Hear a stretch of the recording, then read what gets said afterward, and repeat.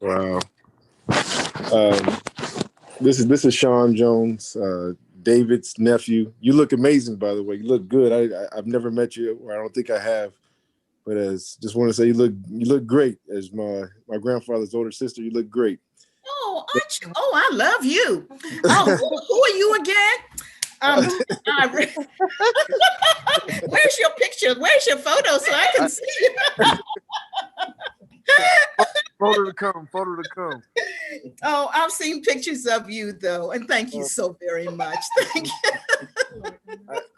I want to say this as I used to call Uncle David Big Brother All Wise One, and I was Big Brother Mighty. He started a fraternity, and he really inspired me to really work with the youth in the community. And I love Uncle D because his ministry wasn't just inside the four walls. He actually did church out the walls, and he was able to talk to so many different an assortment of people from different backgrounds and reach them. He had a way of making people feel important when you were with him, and you weren't too young, and he didn't dismiss you because you were young, or he didn't dismiss you because you were different. And I thought that was an amazing attribute, and I tried to emulate it, and I will continue to try. And I just thank him for like willing to take trips to come visit people, get in people's worlds, and teach you what you didn't know, or learn what he didn't know even about your world. And I think that was an amazing attribute, and he was an amazing man. I miss him, and I love him, and I always will. So thank you for letting me share.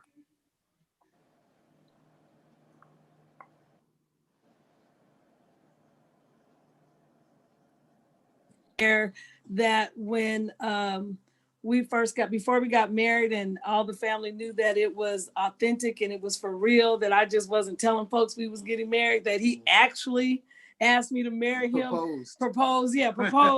We had to go through, I had to go through the whole thing. They're like, Anthony's not marrying you, girl. What you talking about? But Uncle David believed me. And so as soon as he found out, he called me. He said, Mel, you want to move in a brand new house? And I was like, of course I do. So we met over to the house in DuPont. And as soon as I drove up, I was like, yes. I didn't even call Anthony. I immediately said yes. We went in and took a tour. And he knew I was going to say yes because he knows me. He knows what I like. And he had only used the house to wash one load of clothes. Mm-hmm. And the thing that was so significant about it, when he told us how much we would have to pay, we knew beyond a shadow of a doubt that that was not the mortgage, right. That he would not let us pay the full price of the mortgage. It was less than what we were paying for our condo. Mm-hmm. And so we just loved him so much for that, and how much that he loved us and was always checking on us, making sure we needed everything. And then there was another instance when, things were coming against us, and we were feeling pretty low. And Uncle David preached, and he called us down to the altar. Yeah. And in front of everybody, he began to lay hands on us and begin to pray. So much so where my husband actually fell out and cried on the ground. You know me, I ain't gonna fall out for nobody. I'm gonna stand strong. and my husband fell out, and even me, we were on the ground, and he just began to pour in and speak. And he actually started speaking everything that's going on now. Right. He started speaking everything that's going on now. And so we just thank God for how he prophetically spoke over us, and how he spoke into us. And so much so that we have his pulpit. They thought it best to give us the pulpit. They asked us before they did anything else with it. So we thank God. There's so many memories. I was at his first church service and got in trouble by my bishop because I didn't ask if I can go. I didn't know the Kojic way. I just went to the service. But I thank God that I was there, and I thank God for our brother.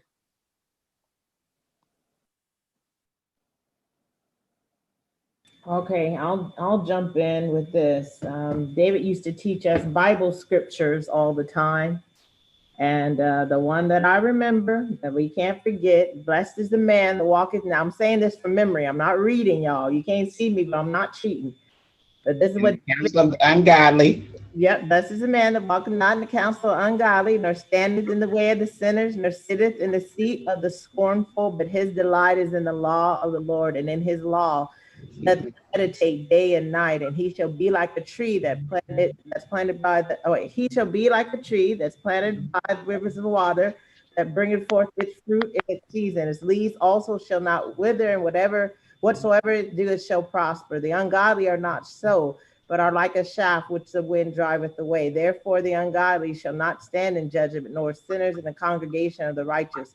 For the Lord knoweth the way of the righteous, and the way of the ungodly shall perish. So that was one of the psalms that he taught us and used to make us practice. He taught us others. I can't say I can recite all of them by heart, but the point is that he would make us learn the word of God, as in teaching us to know the word of God. He made us memorize it so that whatever happens, we have it in our heart. So Daniel, your turn. Let's hear your reciting. What had happened was, Oh God. yes, but it's okay. I said it with you in my spirit, man. Yes.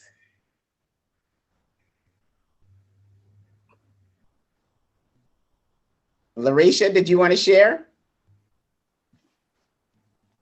There's always one. Go ahead. Somebody was talking. No, go ahead. Go ahead. One of the uncles always got to call somebody out. See, you're not old enough to remember testimony service. You used to get. I am. I am. Okay. All right. I do remember that. Probably not as vividly as you, but I do remember it used to be long. That's what I remember about them. They was long. I was just sitting here and I was just reflecting and thinking about the fact that we left Washington when I was still very young, just about to be a teenager or just turned a teenager. And so a lot of the like personal memories that I have with Uncle were from when I was young and riot night and seeing him, just teach us the word so passionately. But I can't remember which uncle said it today when they were talking about how he was just like a different person when he was preaching, and it like was not necessarily the characteristics that you saw when you were just like at a family event and he was playing dominoes or we were bowling or something like that. It makes me think of Beyonce's Sasha Fierce, where he's just like, he just goes up there and he's just like in character. But we know that it was, the Holy Spirit that was really truly just like with him and truly just teaching young people to love God. I think especially when at a time when a relationship with God was not the key focus of going to church on Sunday. It was the fellowship, it was the community, it was, fire and brimstone, it was Uncle David that was really teaching us that like God wanted us. He wanted to know us personally and he wanted to know us intimately, and that it was cool to love God even at a young age, and you didn't have to go, even though many of us did, go astray and do whatever we wanted to do while we were still young and all of these things. Like he taught us how and how cool it was to be a woman of God, a young woman of God, a person of faith at a young age. And I just really admire that and appreciate that about him. And I shared in my reflection or my written reflection that I sent to Auntie Cindy was that one of the things that I'm really grateful for outside of, the family reunion and all of those things. But recently, when my Auntie Dolores passed and we were traveling back from Atlanta to Houston, we stayed the night at my Uncle Daniel's house. And this was at the time when Uncle David was down there helping him fix up some of the house and stuff. And we were there and we were getting to watch some NFL playoffs, and I love football. I always have since I was young. My sister would like never really watch it with me and my mom, but like my mom is like a huge football fan, and so I was the kid that always like watched it with her. And still to this day, people are like, "Oh, you watch football without your husband?" I'm like, I was watching football before I got married. He didn't put me onto this. But the thing that I thought was so funny was like Uncle David was like surprised like that I actually knew the game. That I was like, "No, that's holding," or just like whatever. And he was just kind of laughing at me, and I'm grateful for that time.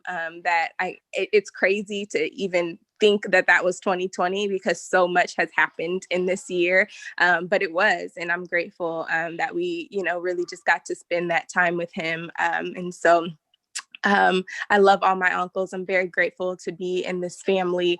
And I think one thing that not only Uncle David, but all of, our big blended family has always done, and at the same time has always focused on is the fact that we are family regardless of bloodline or lineage. Like we are family, and that is that is important to us. There was never like a sense of the other.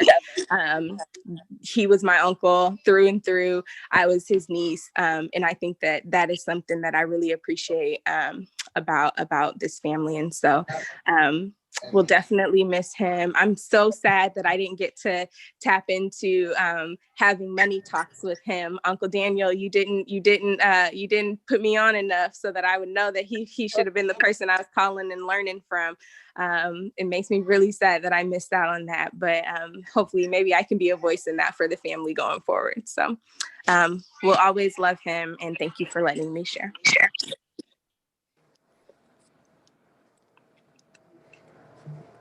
That's beautiful. Oh, go ahead. Who's next? Okay, this is Sarah, Roshan's wife. Hey, everyone. I just wanted to, hey, you did a beautiful job, by the way. I hate that I wasn't able to be there with you all, but I watched it today, and it was just absolutely beautiful. But I just wanted to share my sentiments about Uncle David. I shared a tribute in the program, I believe it was, the note to Uncle David. But I'll say again, when he came down to visit us last year, one of his wishes for his bucket list was to visit the Big Easy. I guess because he had never been to New Orleans. So we just spent the day, Shawnee, and just Uncle David, and just had a really good time with him. We did everything from going to get massages from the Asian people down there to playing chess with the random chess masters on the street, to just eating good food and just making real good memories. But most importantly, while he had the opportunity, he took the opportunity to minister to us actually every single day. And though we were having fun, he always found a way to bring God into it. And I just really thank God for that, because that was just very much a part of who he was. And I just remember him being a free spirit, never one that came off real religious, but he loved and accepted everyone he came in contact with. And he never made you feel little. He always made you feel significant. And he shared with us every single day. I think he was with us for about a week. And Shawnee asked him if he would have Bible study with us while he was there. And basically what he did was kind of preach a revival to us every single day. He took it really serious, and he would just preach to us a lesson on faith, as God was walking him through his faith journey, and he was sharing those nuggets with us. And he did it for 7 days faithfully, and shared his personal testimony with us about the impact that God had in his life, and how he knew that God was real because of an experience that he had. He actually died already before. And he shared that experience with us, and he knew that there was something after this life. And he took the opportunity to tell us so that we would know, guys, if you have any questions in your mind, literally, I had this experience, and there is something after this life. And so And that's God. And I thank God for that. I thank God for his impact in our life.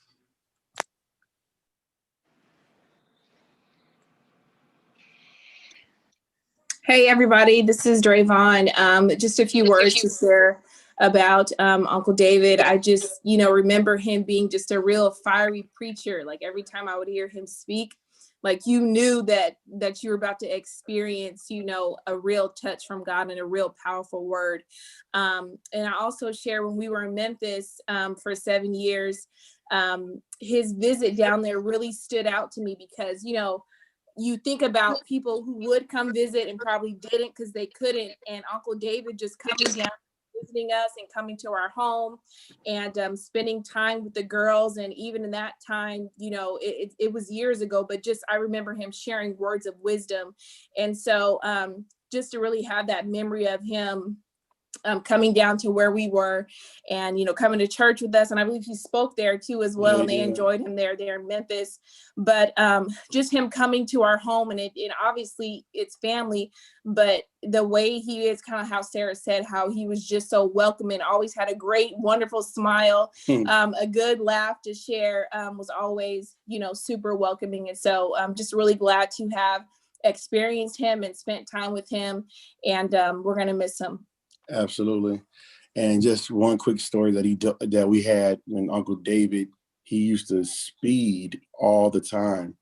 And I'll never forget this. And I got to tell this story because I love cutting hair. I always loved cutting hair. And so one day I took the clippers, Dad was at work. And this is when we were living on Narrows Drive, not too far from Progress House. And I cut my hair. And all I remember is I went out of the bathroom to go to Rozzy and Shelly. And so Rozzy's screaming, ah! Shelly's screaming. And I'm looking around, I'm scared why everybody's screaming. And my mom picks me up, takes me to the mirror. And I had taken some clippers and cut a big old thing in the middle of my head and two on the side. And so she called and she's crying. They thinking something's wrong with me because of the way I look. And so she get on the phone and she's talking to somebody. And I'm like, well, who is she talking to? And knock at the door. It was Uncle David taking me to go get a haircut. And I was remembering the fact that he always was a really cool uncle. He was a preacher and he was all of those things. But before then, he was actually the uncle that I really, really connected with and got a chance to really build a rapport with.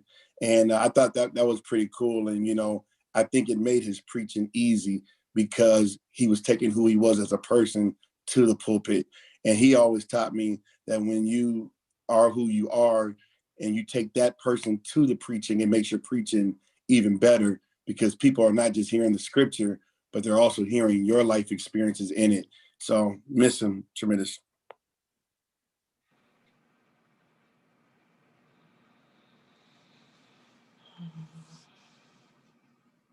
Guess I can go next. Hey, everybody. Pray everybody's doing well. I'm going to miss David. David was my brother-in-law, but David was my friend. David was my friend. Daniel, I appreciate you so much for helping to take care of David. That was important to me. And he knew you loved him. And we all knew you loved him, how much you loved David, how much you truly loved him. I'm glad that the week before he went into the hospital, that I got a chance to see him, talk to him. He was tired, he was sleepy, but I was able to see him and talk how Lisa talks and say how I say stuff. And he had to hold his head up, look back down and laugh, but I was glad I was able to do that. It is because of David that I have even continued my education. I have my BA in Biblical Studies, and I'm also my master's in Christian counseling. And now I'm finishing up my studies in drug and alcohol and human services. He taught me a lot. Our conversations were not just merely surface, if I could say that. David liked you to dig deep. He liked you to go deep. He liked to know what you thought, how you thought about things, your real source of things. What in my hardest part of my life, David Brown and Adrian Breckenridge were my go-tos. They helped me get through some really really tough times, and they both left at the same time, telling me, "Okay, Lisa, you got to grow up." And oftentimes when we would talk, whenever that would be, he'd tell me, "I'm proud of you, girl." I'd love to hear him say that to me, just for him to say he was proud of me, because he really knew me, and I really knew him, and I loved him like I can never express. The week he went into the hospital, Daniel will tell you, and Rita was going to pick me up from the airport. I was going to come in that day and leave that night, and I got sick and got put into the hospital. And it just kept going. I wanted to leave with my kids. I'm just now getting to be where you can actually hear my voice maybe a little bit better than it has been. But I will miss him for everything he is, for everything he was to everybody. I think it was Sarah that said he was not a real, he didn't deal with you religiously. He dealt with you where you were, and he dealt with who you were. And that's what I loved about him. But he would make me study, not just to get up to say something, but no, he always say, "Know what you're talking about, girl. Know your lesson. No, do it good and do it justice."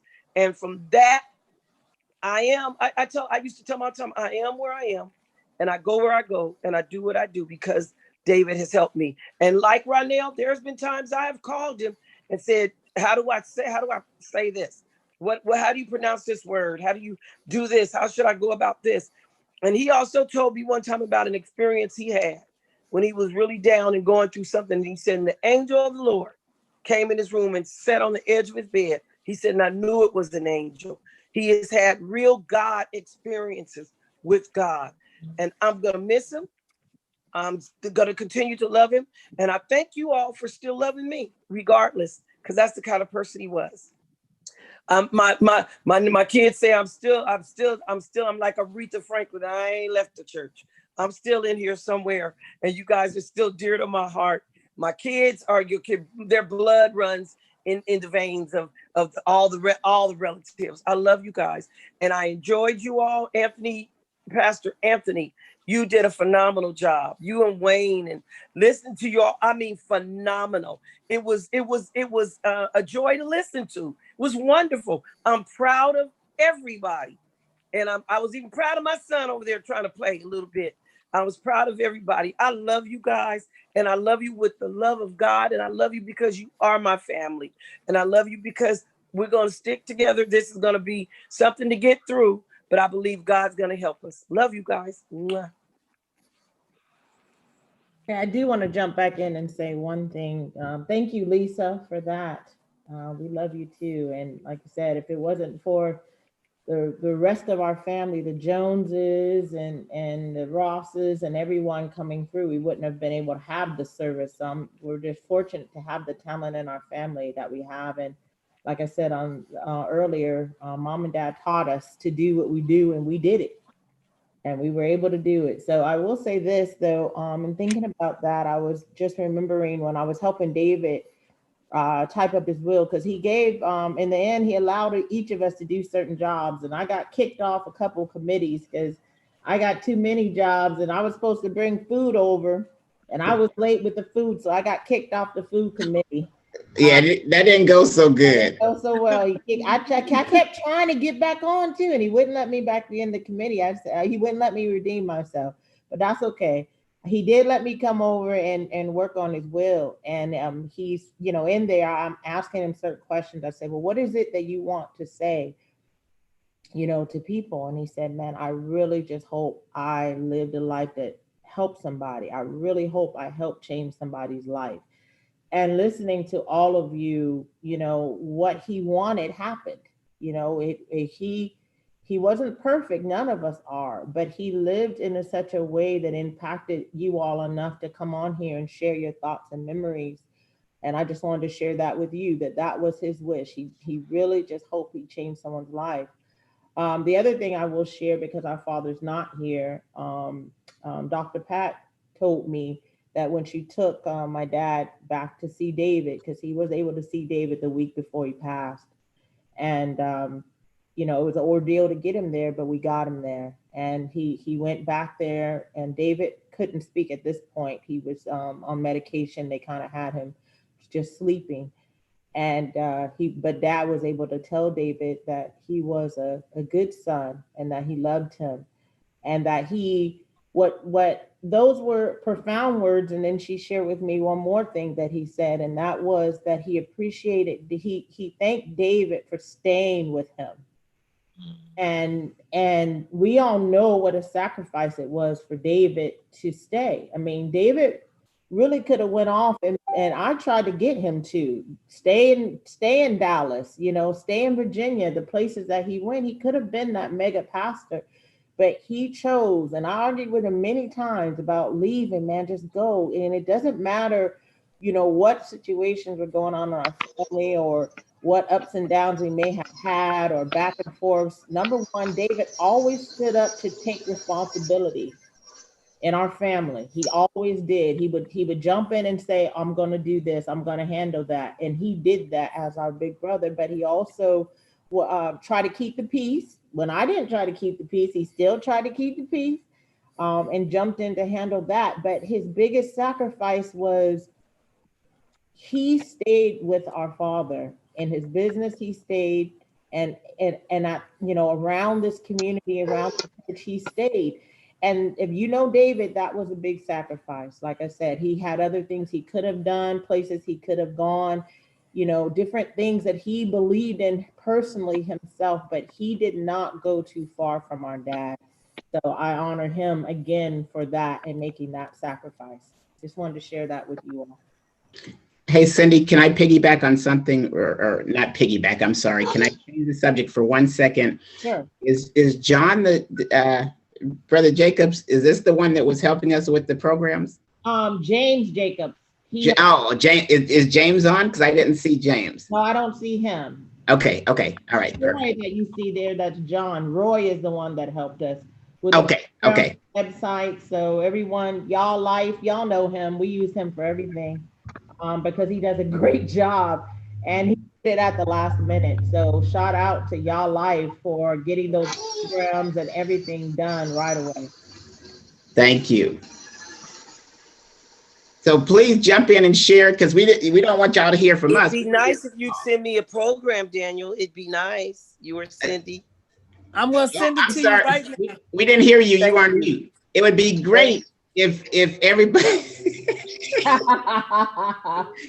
It'd be great if we could hear from you. I see some wonderful smiling faces. Come on and share about David. I'll jump in if that's okay. Come on, Deandra. Come on. Come on, share your testimony, Sister Deandra.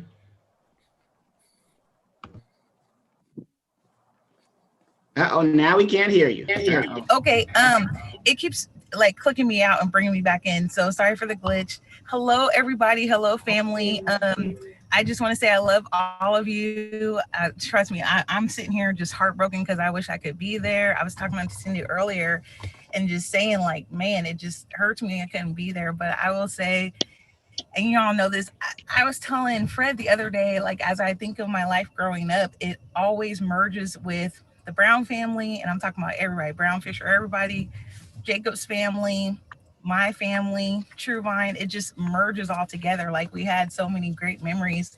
And I was telling Foxy, I'll never forget. It was almost like we were his two cheerleaders that always were just in the back. What was that convertible he had? I don't even remember what the car was, but we were just always there with them. Bad Junior Church, Riot, down in the downstairs at your parents' house, and he would be teaching us Bible lessons. Like somebody mentioned, he's always teaching us Bible stuff and how to do things with excellence. And, you know, being a praise and worship leader, he taught a lot of that stuff with us with Elder Lawyer, something special. So it all merges together. And I'm just grateful for every opportunity, every memory I have of him. And the last conversation we got to have, and Foxy, again, I'm so grateful that you got this to happen. She got all of us surprised on the phone with him. So all of us from the Riot Crew, Something Special, we were all with him for his birthday. We're just sharing with him the impact he had on all of our lives and everything like that. And it's to hear him laugh, Yeah, even though we it's very cool.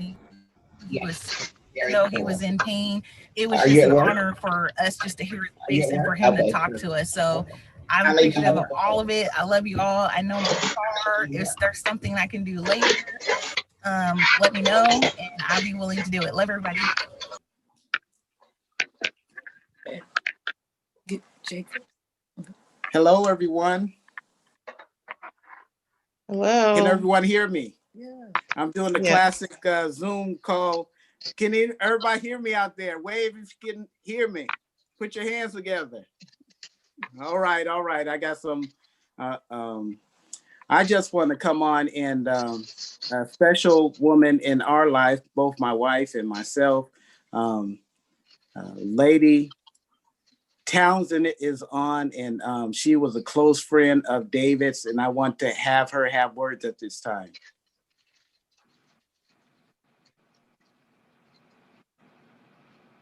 Thank you. I really just came on to just be with family.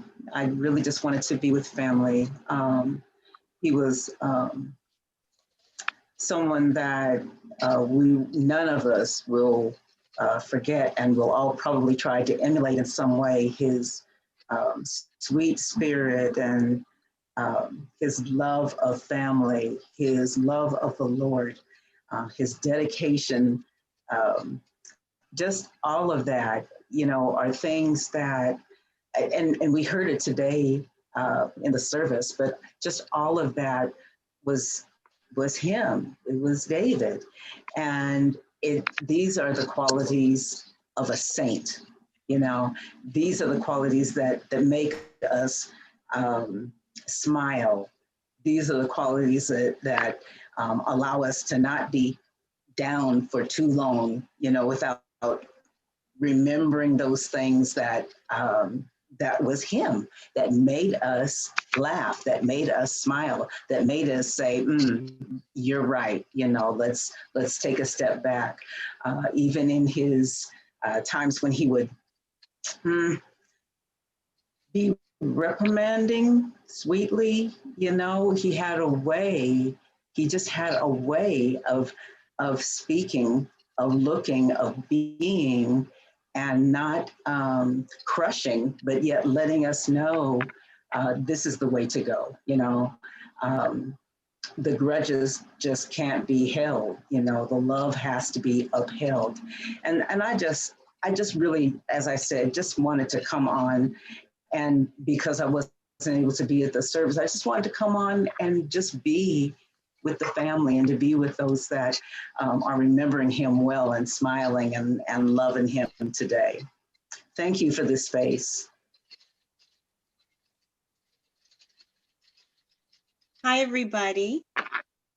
I'm Delisha Hessel, and I definitely, hello. Hi, Daniel. Everyone, I just wanted to share. You've probably been seeing me in and out. I've been trying to find this picture. I don't know if you can see it. Can you see it?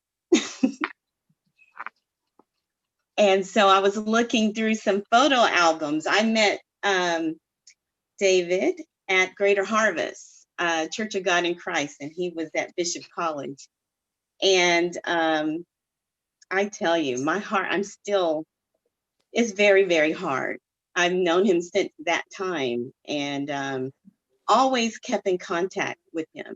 Even when he left Dallas and went to Virginia Union, we still communicated. And when I let David know that I was moving to Seattle, he said, well, I'm going to give you information about my dad's church, and there's some people that I can give their names to you that you can contact when you get there. My mom and I were moving out there. And so when I remember he gave me one or two young ladies' names, one in particular. he gave me. I called her when I got there and she said, how long have you known him? Asking me a lot of questions. So I called David and I told him, I said, I think she likes you.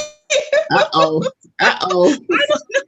I don't know if that was a good idea, but we had a relationship like that. I mean, I could talk to him and I did. He was more than just he was my pastor at later on, but he was a friend, and we had so many conversations, and he helped me through some difficult times in my life. And when I was getting divorced, and my ex-husband wasn't around, and I was in the hospital at St. Francis, David was there, Missionary Brown, Bishop Brown was there, and he gave Carson his first rattle. So, and Carson and I were just talking about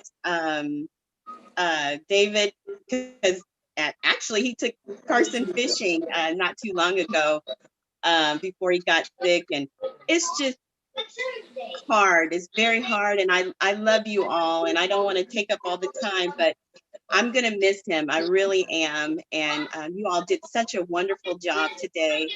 And I thought it was so funny because someone said that, I forgot who said it, but they made the mention that only invitation, I think it was Bishop Witherspoon, that David would have such a private, you know, invitation only.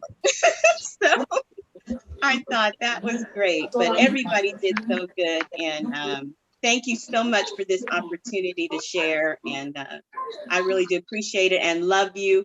And we'll be praying for all of you for the days ahead that I know that it will be difficult. So God bless you. Love you all. Hey, what's good, family? Good to see those who I know on the line, all your smiling faces as you're showing David love. It's kind of interesting that I actually found this Zoom link. I was actually getting ready to call Daniel and Cindy back to back just a few minutes ago, and I jumped on Facebook for a quick second before doing so and saw this link. So now I get the opportunity to share with both of them at the same time. To the Brown family, like our families go way back.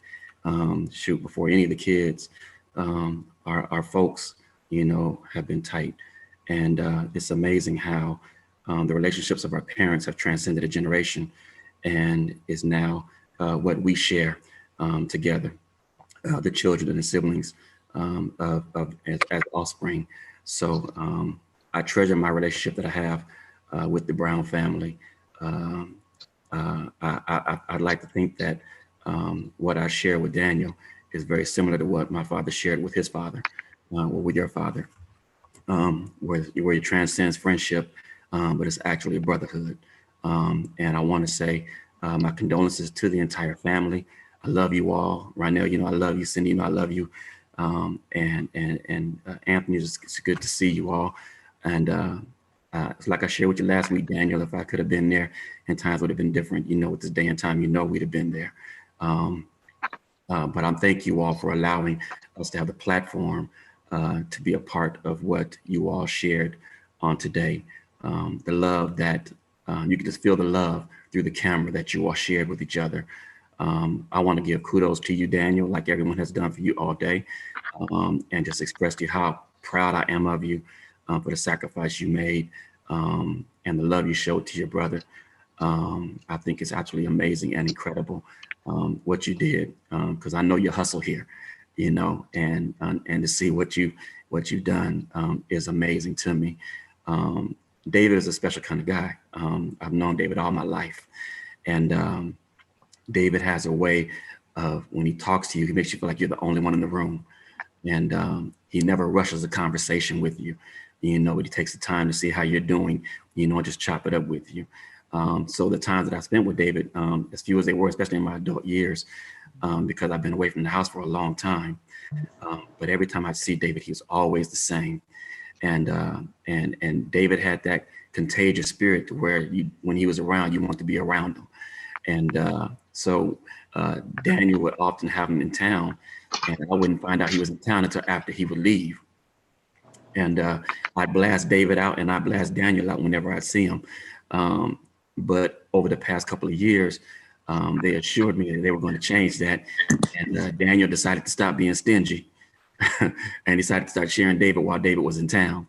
And the last time David was here, Daniel opened up the door and said, "Hey man, I'm gonna let y'all connect." And he tried to make it happen. But I wasn't able to pull away from work. And I felt horrible because I really wanted to see him. And I'd done so much fussing about not seeing him that when the opportunity presented itself, I couldn't make it happen. So I called David on the phone and I begged his forgiveness for not seeing him. And then I saw him not too long after that when I was visiting Washington. And when I saw him in Washington, he's like, "Man, I'm gonna be back in Georgia real soon. And when I come back, we're gonna get on the golf course. I'm gonna finally teach you how to play golf." Because that's what I want to do, because Daniel always talked about his golf game. So he's going to teach me how to play some golf and connect in that regard. But he's always the same, always full of love, always smiling, always encouraging, always asking about the ministry. He always asked about the ministry and he'd come by to visit NCC every now and again. He's been in my church at least 3 times, but he would never preach for me. He always wanted to hear me preach. But I love the Brown family. I love David. I thank you all for creating this platform for us all to be able to share. And I told Daniel, and I'm telling you all, is there anything you ever need from the Watson family, we're there because we are family.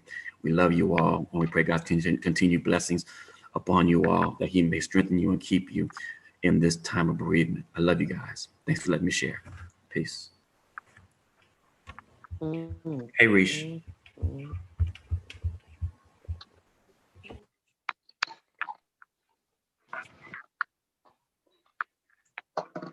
I see Pastor Jacobs on the line. Can you come express your thoughts?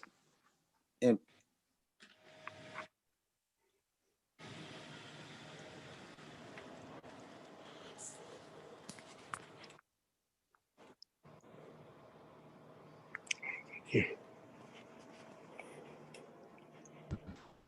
He may have stepped away, Anthony.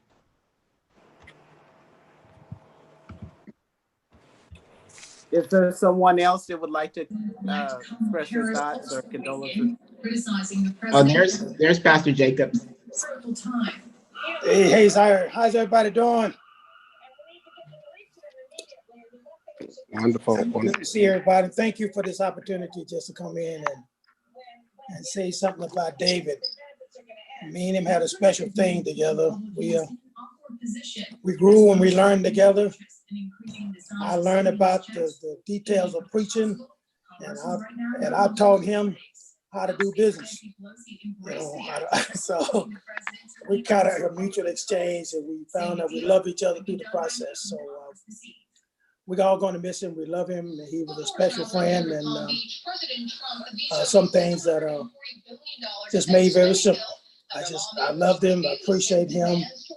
With me and him, we didn't have to say too much. Every time I came to Washington State, we found our way over there to Happy Teriyaki on 38 and a half Street.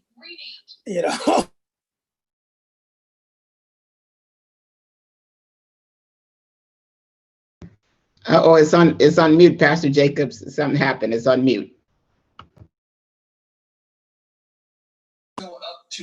Can you hear me now? What happened? I said some profound words and you guys missed it, huh?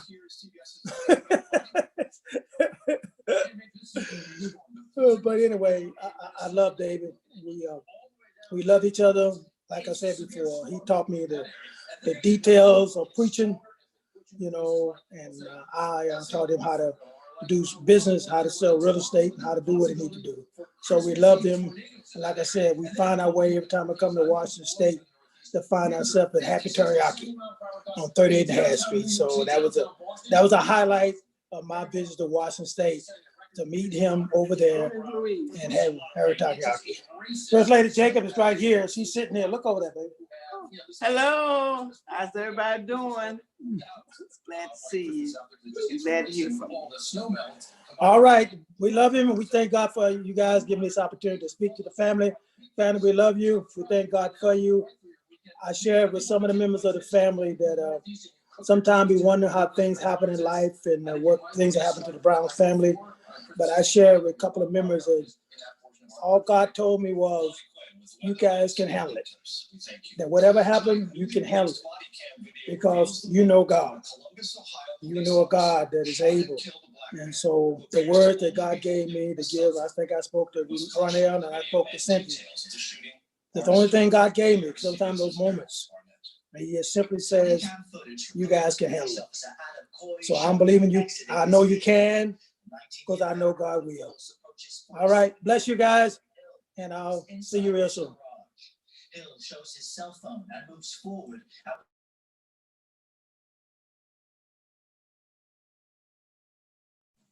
Other thoughts and expressions? Yeah, this is Kristen. I wanted to say something. Hello, everybody. So Pastor David was my first youth pastor, and I just loved him. Like he was just, he presented Jesus like in such a cool way. Like I was like, Jesus is cool because of how Pastor David just presented him, and I just even remember just thinking like just growing up, like some of the things that people my age or even younger, the stuff that they would understand about God. I was like, we were taught that when I was like 10.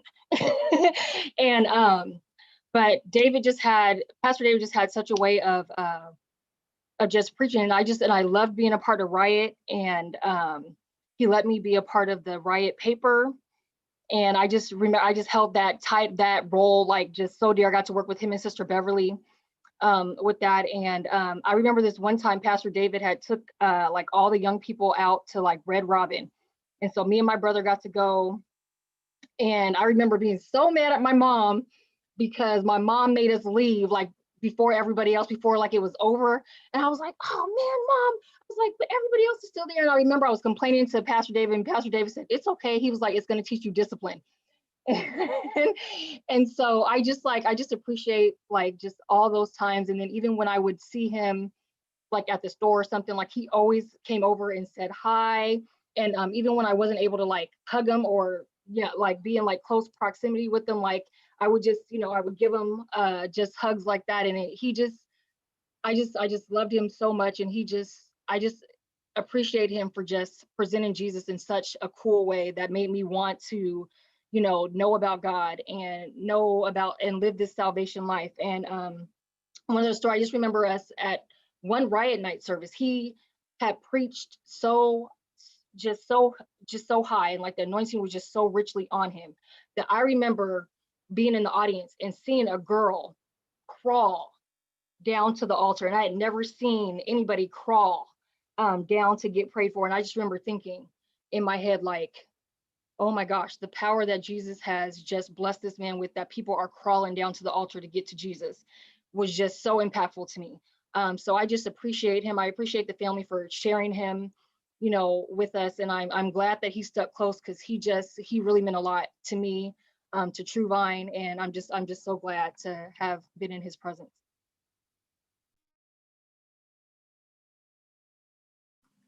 Thank you so much. Other thoughts of expressions, love? Yes, this is Joyce. Can you hear me? Yes.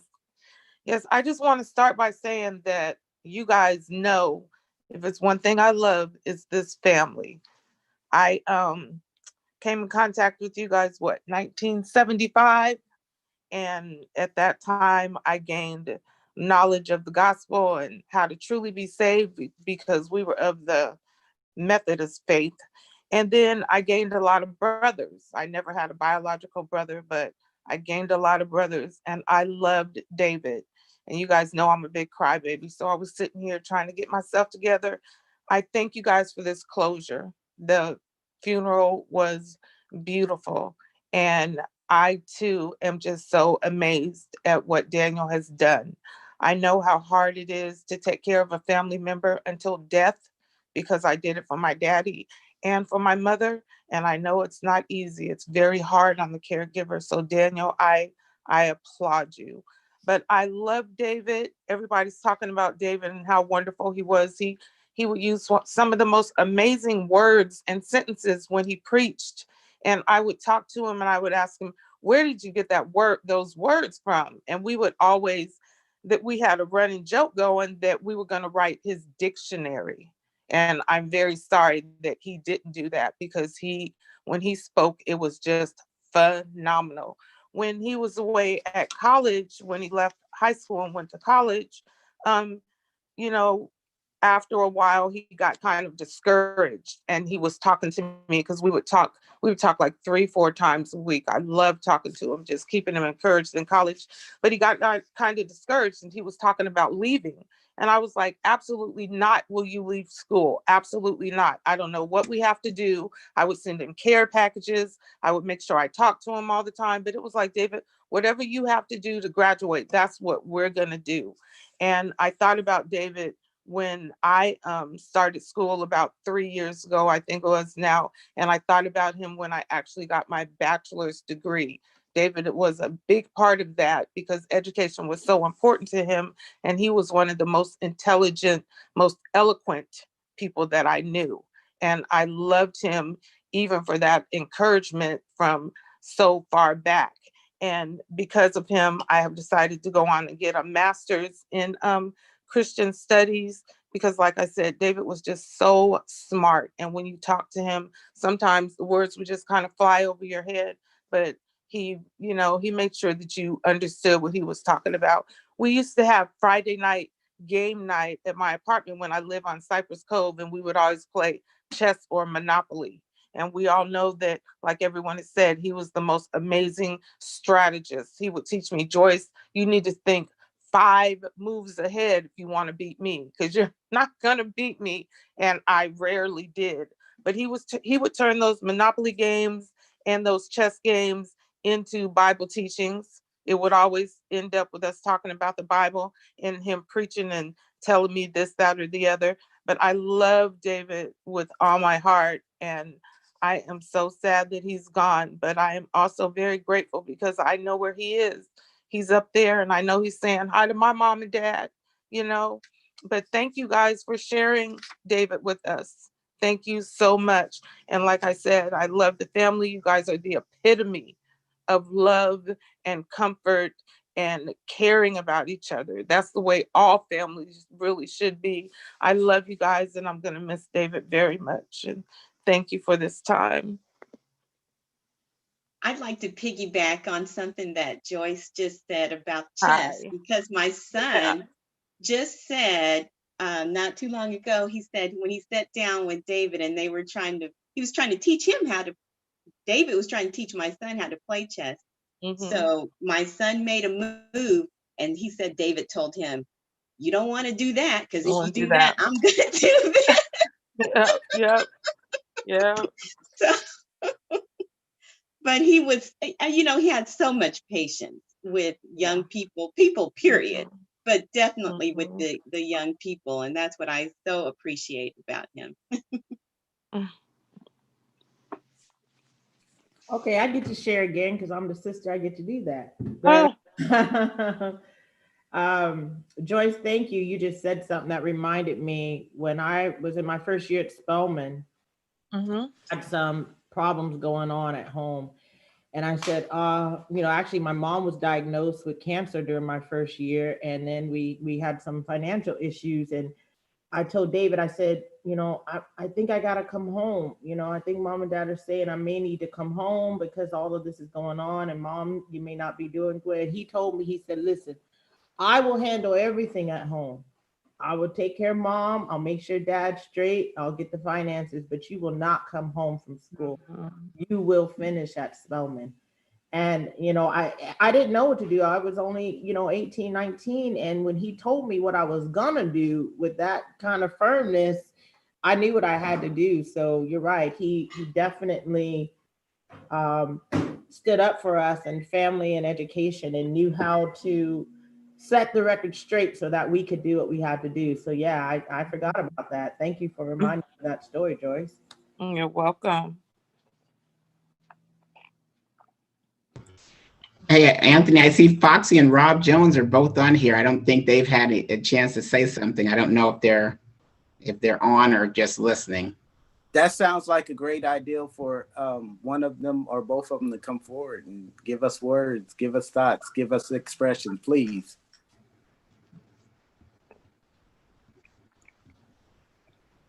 Go ahead, little man. Really, Fox? It seems like we're getting tag teamed by the Brown brothers, so I'm going to go ahead and be obedient. No, I just want to say it's good to see so many faces from around the country. So for those of you that I don't know, one of David's nephews, and so it's an honor to be here. I would just like to say that, and I'll keep it short because I really think this platform may be more for those who were not able to attend. And I feel that I was able to share what I needed to share with Uncle David while he was here. I'm thankful for the family, to Uncle Daniel, as well as Uncle Wayne, Uncle Anthony, others that allowed me and my brother to go over and spend time with him. As everyone has already alluded to, the games that he played and what he did, David was phenomenal. Up until his decline, David would not lose. He would let you know that he was not going to lose. And he made it very clear with a little smile, which is why I used to give him the nickname Swaggy Preacher. And we enjoyed that moment. He had a nickname for me, which we enjoyed. And it was just always, like everyone said, whether it was in church or outside of church, he made you feel comfortable. And I enjoyed it because it was good to know that you had someone in your family that was highly intellectual, but at the same time, they wanted you to feel comfortable. And I think everyone has mentioned how he made an impression for them to go out and educate themselves, whether it was in real estate, whether it was being a scholar of the Bible, whether it was knowing anything about just your finances or just life in general. He was a student of learning and always wanted to learn to improve. And I think for the time and period that we grew up in, he made church exciting. I don't care if you were the gangster on the street. I don't care if you were someone who didn't believe. When you heard him speak, there's only one other person, and that person was in my family that really mesmerized me, was my mom and Uncle David. And this is not a disappointment to anyone else, but those two individuals, if you knew they were speaking anywhere, people were clamoring, trying to hear them speak. And I'm thankful for just his rawness. I'm thankful for his love. And I'm just thankful to even have this opportunity to speak and share. So thank you so much. Foxy Love, it's on you, baby.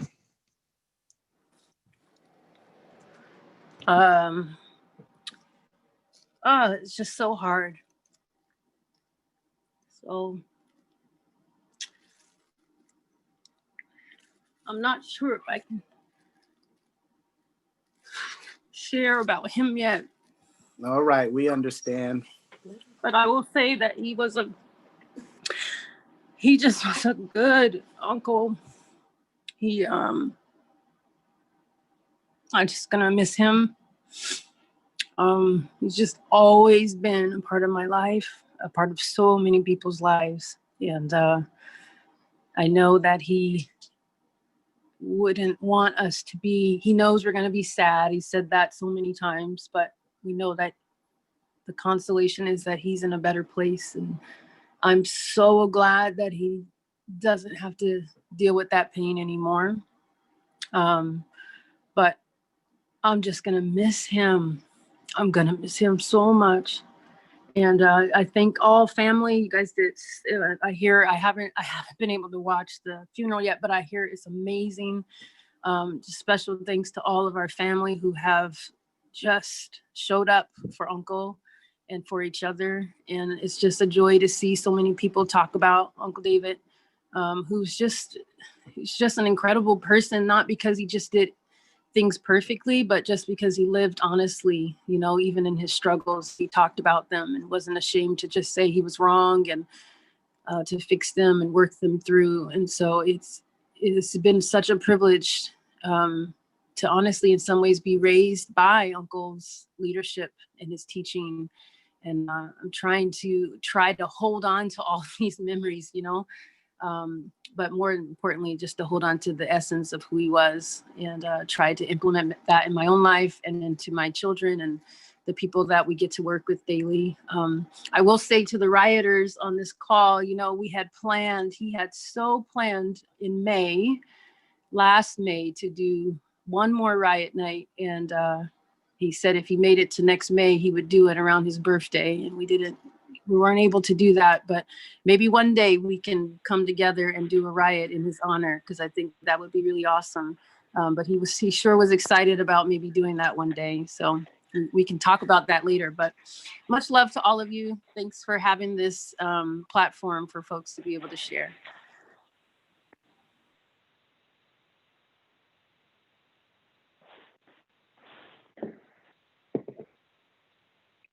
Hello?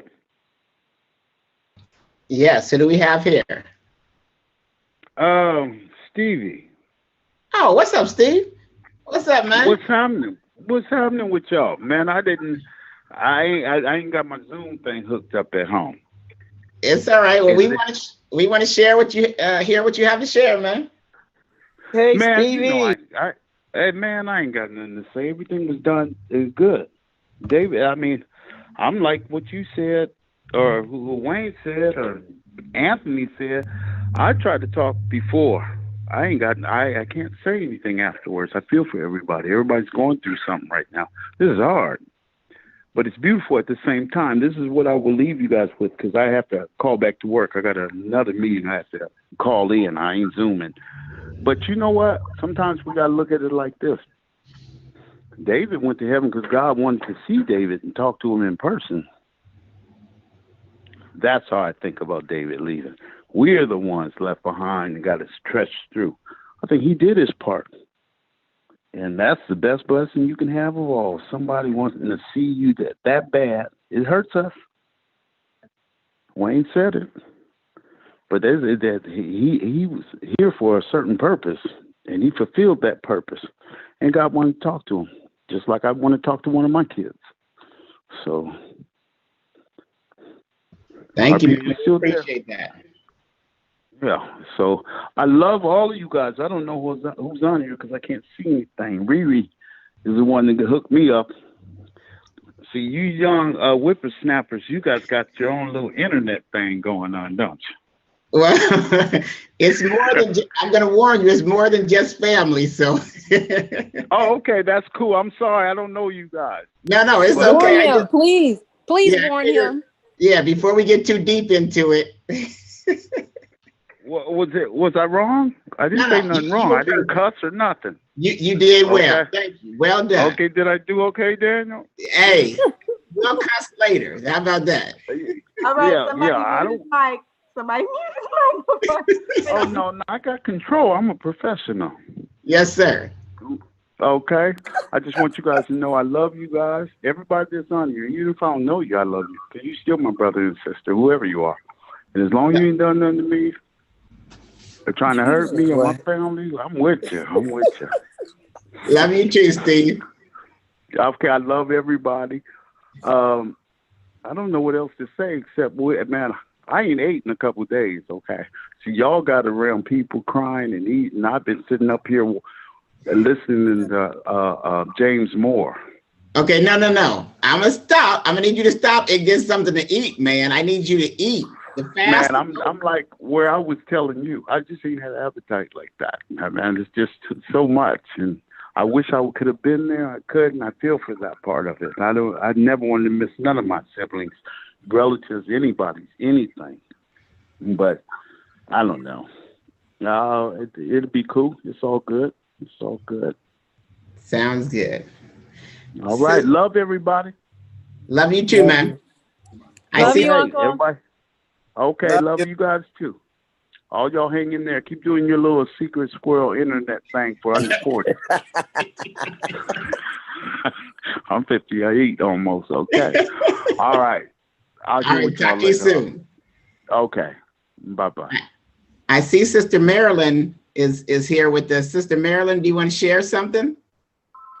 I just want to say, first of all, thank you to the Brown family, because when my husband and I came to Washington in 2010, you all welcomed us here. We had no family, and you, Elder Anthony and First Lady, you all became my sister and brother here. And I first met David when we had a church dinner, and I felt kind of out of place because all the men were playing dominoes, and dominoes was something that I grew up with playing with my family. So I went and stood around the table and just watching. And so they said, "You want to play?" And so he's like, "Can you play?" And I was like, I can just put the bones down. I didn't say I could or couldn't. I said I could just put the bones down. And they say, "Well, okay, you can play this next round." And so I managed to beat David and Bishop. And after that point, every time they would have a gathering, they would tell me, "Are you going to play with us? Are you going to play with us?" And I just liked the fact of how he was a people person. When he was about God's business, he was about God's business. But in the meantime, he always made everybody feel special in themselves. And I love the way he conveyed the word. No matter where he was preaching, you were going to get a nugget that you can actually take somewhere with you. He's going to be truly missed. And I want to honor you, Daniel, for the part that you played in his last days. And I know that was a sacrifice to you, and God is going to honor that for you. But I want to tell you all, thank you for having shared him with us, but continue to be encouraged and know that he's done what God is asking him to do. He laid the foundation for us to continue and do the work that God is calling each of us to do. Again, thank you and be encouraged. I have to say something, Sister Marilyn. They were nervous about having her play, but they were like, she don't know what she's doing. When I tell you, she beat them so bad. She's just being very humble right now. She beat Dad so bad, we were at the church until after midnight because he was not leaving until he won and beat Sister Marilyn. And even at the house, they would invite her over, and they say, "Yeah, we want her and her husband to come, but we want her to come because we want to beat her."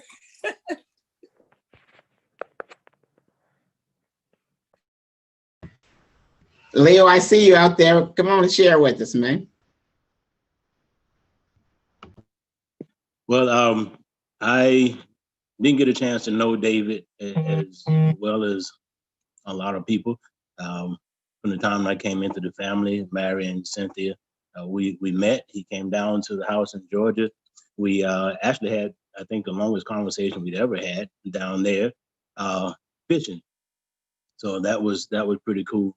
But one thing I hear over and over again about David is that he was strategic. He was a strategist, and from the games that he played,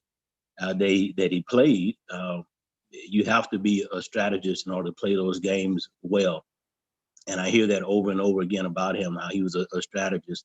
And I, not being able to know him very well, all I can say, and I wasn't going to say anything, but I did feel that I could say this much.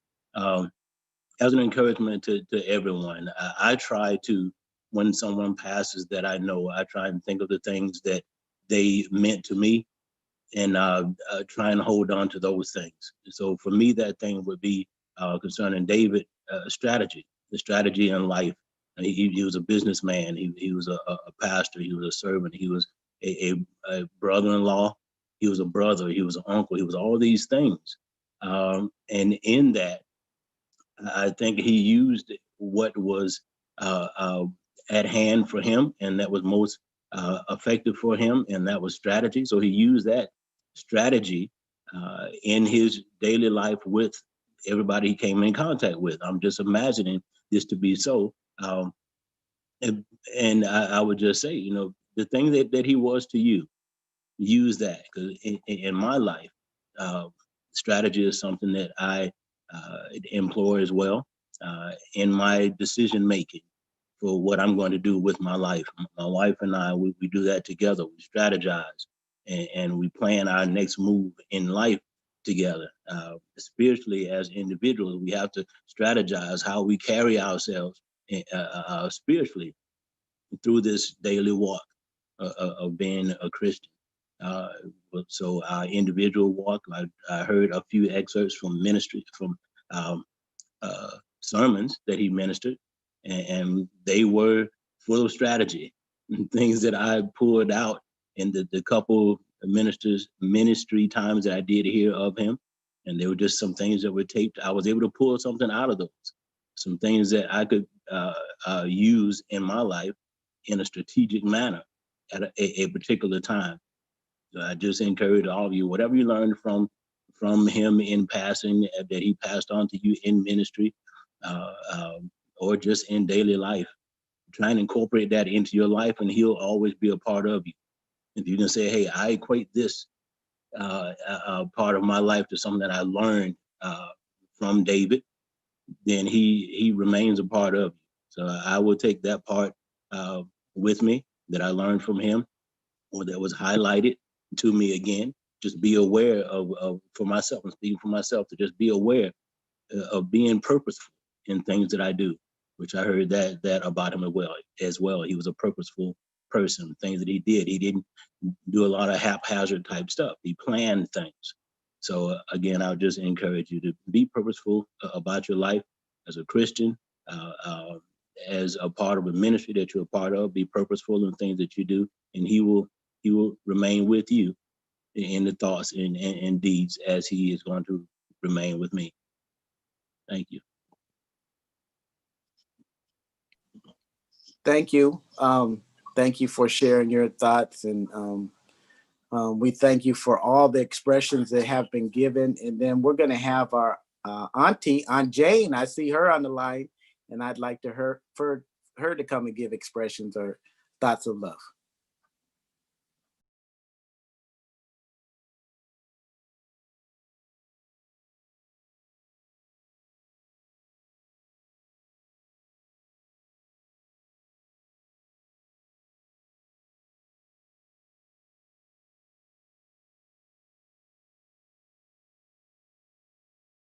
Aunt Jane, you need to unmute yourself if you're not on.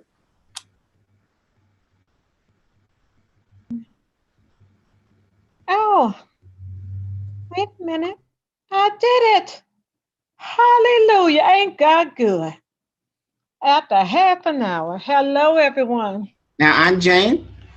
Hey, sweetie. I'm going to be kind of brief. I looked at the memorial today, and I thought of a couple of things.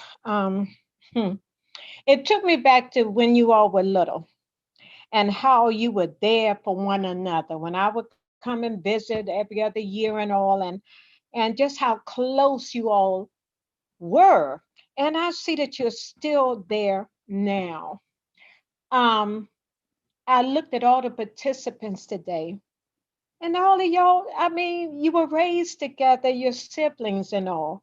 And as I have already stated to some of you, I'm proud of you. Job well done. God knew that this day was coming because he holds the timetable. And he raised you all up that you all would be there to carry forth. I remember when Pastor Anthony took me to see David. You all were there. Daniel, you were there. And David said something so profound. He said, and some of you heard him tell me this. He said, Aunt Jane, I'm not afraid of dying, but I just don't want this pain. He wasn't complaining. You know, it's just that he was in such pain. And I'm thinking, like David, he's a deep thinker. You know, I never could figure my nephew out. He doesn't let everyone in his world except the Lord. But I'm thinking all of this time when he was going through, in those dark hours when Daniel, you wasn't in there with him and you was probably sleeping for a change, you know, that's when David took all that time to talk to the Lord. You know, your grandmother used to sing this song, I believe I have a little talk with Jesus and tell him all about my troubles. He would hear my feeble cry. And I can imagine that's what David was doing. And I knew he had a relationship with God. Everybody knew it. Just to know David knew this. And I think that toward the end, he was tired. he wasn't, like you said, he wasn't afraid to leave here. It's all right. I preached a funeral one time, and the sermonic title was, "It's all right to leave here if you got someplace to go." And I believe David had made reservations. He had talked to God, he made reservations, and he was ready to go. And I believe God responded to him. They had a relationship like David didn't have with us. It was a divine relationship. And I think the Lord just took him to John 14th chapter, St. John. I think somebody said it today. Where God said he would go and prepare a place for you. So his room number was assigned and everything. David was ready.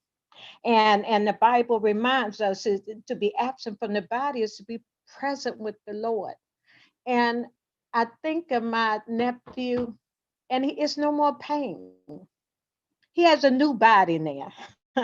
He's resting in Jesus. I heard that in the memorial today, and I just rejoice.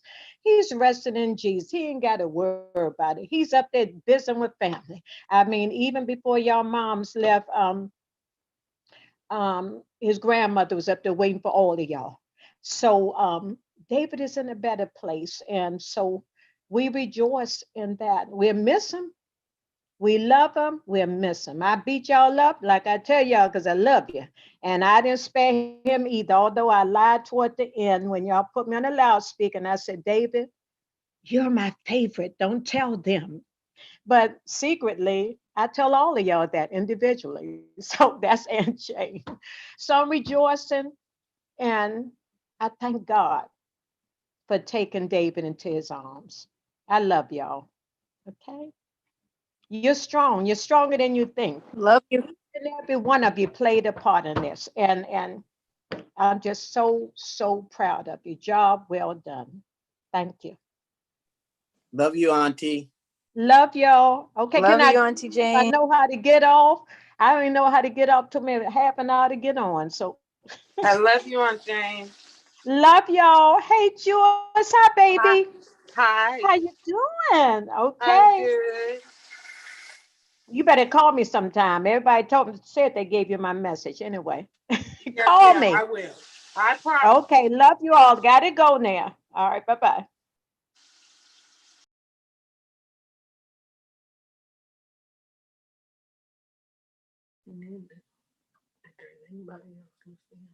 Is there anyone else that has thoughts or expressions? I saw Lorraine on. Did she want to say anything?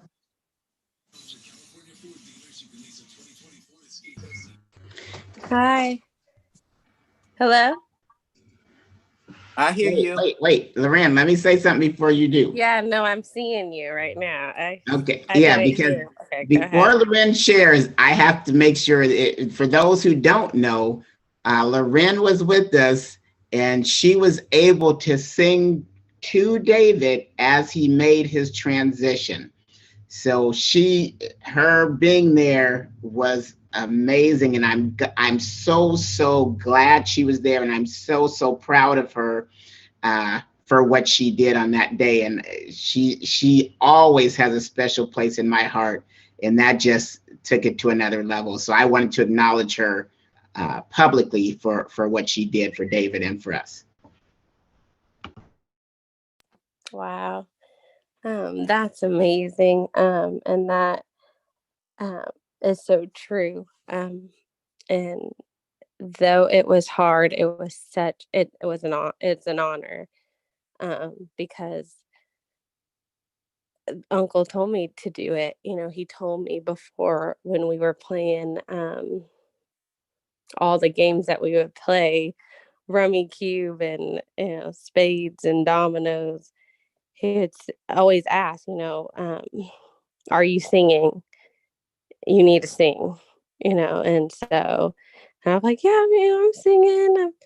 He was like, okay, and that's something that he instilled in me, that he helped foster um, when at his church at Friendship Christian. So he always believed in me. He had me as assistant youth pastor. And it was just stuff like that, that Uncle David really just seen things in people that, they didn't really see in themselves. And he just fostered that and just had just a great hope in humanity, and that there's good people in life, and you foster that and you grow that. And he was a strategian type of person, and he loved people, and he was very godly. I will say that, because he was a pastor and an elder, and he was great. And he knew the word, and he encouraged me to know the word. So I will give him that. But there's some things that he would say that it was so direct, and he was very direct. So he wasn't just naive, and he was just very down to earth. And I just love that about him, because um, he just showed us how to be, saved, and be not too much, but just, just a real person, and love God. And that's what um, I loved about my uncle. And he's just so great. And I know towards um, just being, I didn't even want to play chess with him or any of the games, really, because I was like, you're so smart. Like, this is not even a challenge for you. But he still played, and he still, um, found joy in being around little me. So I'm grateful for him, and it was an honor to just be in his presence. So I'm grateful for that opportunity. I'm grateful for everything he did in my life and my family's life. I know if Dad was on here, he would rave about him, and my mom loves him, and has many things that he would say.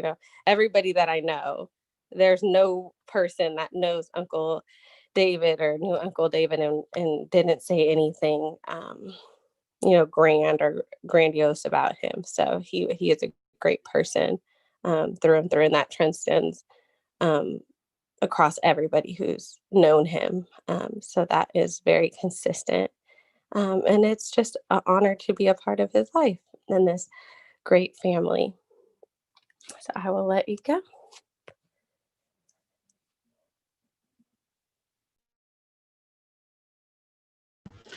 I'm glad he allowed her to work with him, because I was his chair lady with the youth department, and he fired me. So that's all I got to say. He told me, your gift is not youth. You need to work with some women your age. And I took that advice, because it was not the youth. But he fired me over the district. So bless his heart. Yeah, thanks, David. I think after a certain number of complaints, you just have to let someone go. Yeah. Late for meetings, not showing up with the agenda, not doing it. He fired me. He just fired me. He said, Lisa, this is not for you. He said, don't take this personal. I said, how do I not take it personal? He said, I don't know. Don't take it personal. And I didn't take it personal. And he got someone to replace me, and she was good. But he sure did fire me. That's his heart. If it makes you feel any better, Lisa, as his nurse, he fired me. And I was living here. I just didn't leave. So, okay, I'm fine. Right. What you want for dinner? Right. He fired me. Sure did. This has been beautiful. I'm thrilled about everybody that's had a chance to share and hear these stories. It's just great, and we all have good memories. And I hope that we continue to talk to each other and share with each other and help each other through this healing process. We know it's going to be a long journey, so I'm going to be reaching out. I hope you'll be reaching out, and just let's continue to talk about the wonderful, wonderful memories that we have of David. Anthony, anything?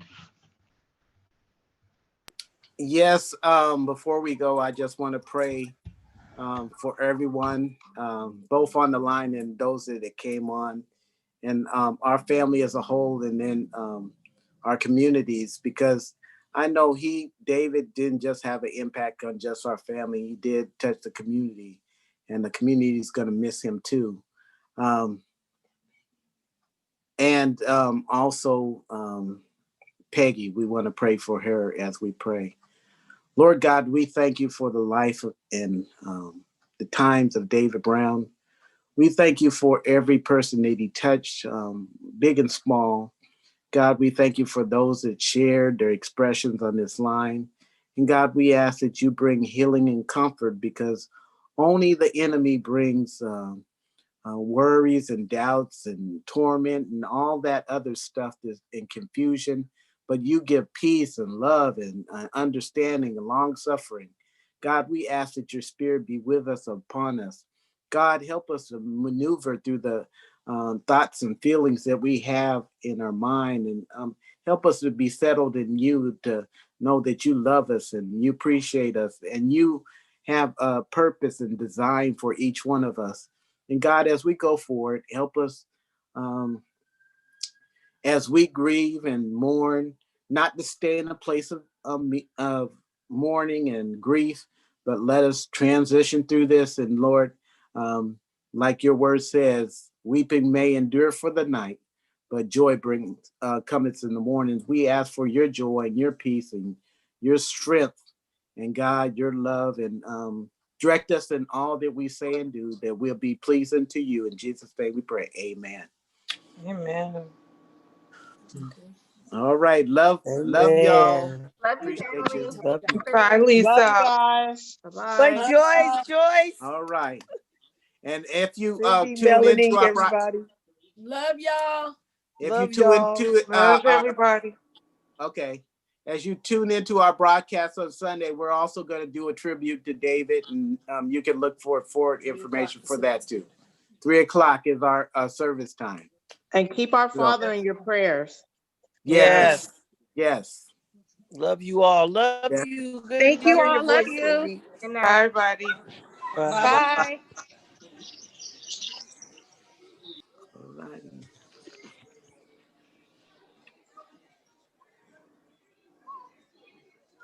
I get out of here.